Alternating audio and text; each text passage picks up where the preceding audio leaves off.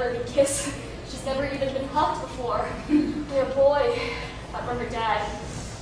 She was so terrified, so excited at the same time. She couldn't wait to start somewhere new where she could finally be accepted.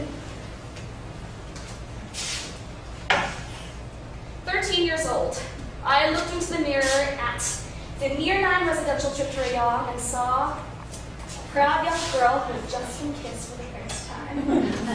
With the help of her friend's makeup skills and the contacts, she begged her parents to get her.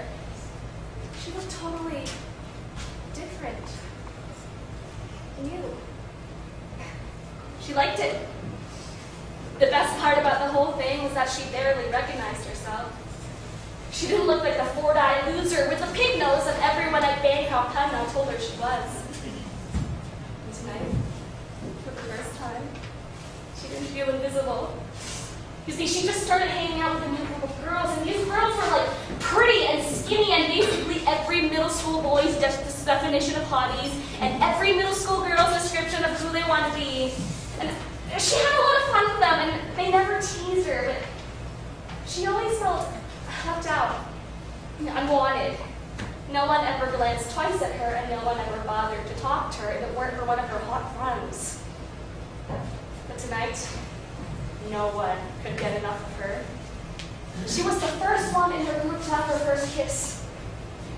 Well, she was the first one to let herself get kissed, and all of a sudden, everyone wanted to hear about how Ron Hauser slobbered all over her face and sucked on her teeth. She looked interesting, important, special, even. People stopped drooling over her hot friends and looked at her for once. People spending their last 20 minutes with her.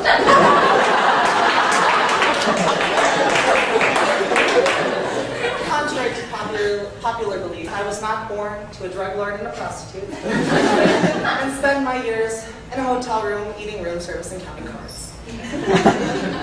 I grew up in a series of small, gated communities. Still, that didn't stop me from growing up extremely different. I like to draw and paint instead of throw a ball around. That still doesn't sound very fun to me. So, if I had choices, I would want to go back to that younger time, answer all those questions I had about such an uncertain future based on who I was. Hi, I'm Chase. I'm 8 years old. I'm in 3rd grade, and this is my first year at a new school. I don't have that many friends, and the kids like to make fun of me because my voice is higher, and I like to draw pictures of Sailor Moon. But I know I'm going to be famous because I'm more talented than the other kids. I don't care what they say about me. There! I spent 20 minutes making sure my childhood wasn't miserable. If I had 20 minutes, I wouldn't want to go to a city like New York. Beautiful lights and beautiful lights. I'm always smiling. I'm extremely liberal and I go to protests, but I don't smoke pot and I have an obsession with rules. I have red hair, and yet I'm constantly bagging on other gingers and saying how much I hate them all. It makes sense when people think I'm fake. I'm a walking contradiction, a true Gemini. But the thing is, everything about me, no matter my secrets, is completely genuine. And every different side, aspect, part of my personality comes from a specific time in my life. And each of these times have a different name. If all the world's a stage and men and women are merely players, one man in his lifetime plays many parts. One man, one woman, one girl, one Gemini. Her act being 7 ages. First, the infant. Demi-Ru, my little Demi-Ru, she is the one for me. She's Demi-Ru, my little tiny baby. I love my Demi-Ru tea. Hi, I'm Demi-Ru, and I'm 6 years old, and I live in Tucson, Arizona with my mommy and my daddy, my 2 kitties, and our 17 prize-winning koi fish. My daddy and I go down to the koi pond and we look for mermaids. When I grow up, I want to be a ballerina bird, so I can sing like a bird and fly like Peter Pan and be a... Brings with my best friend, and then we go out in my backyard and we draw our majestic plastic swords and run around our backyard, killing orcs and defending Middle-earth from the evils of Mordor. My best friend was the best person to play pretend with. He was also great at playing baseball with. Yes, my love, other than acting, baseball. I said to myself, when I grew up, I would either become an actor or a second baseman for the Boston Red Sox. As of now, I think the acting one's a little bit more realistic. So my best friend and I would play wiffle ball in his backyard.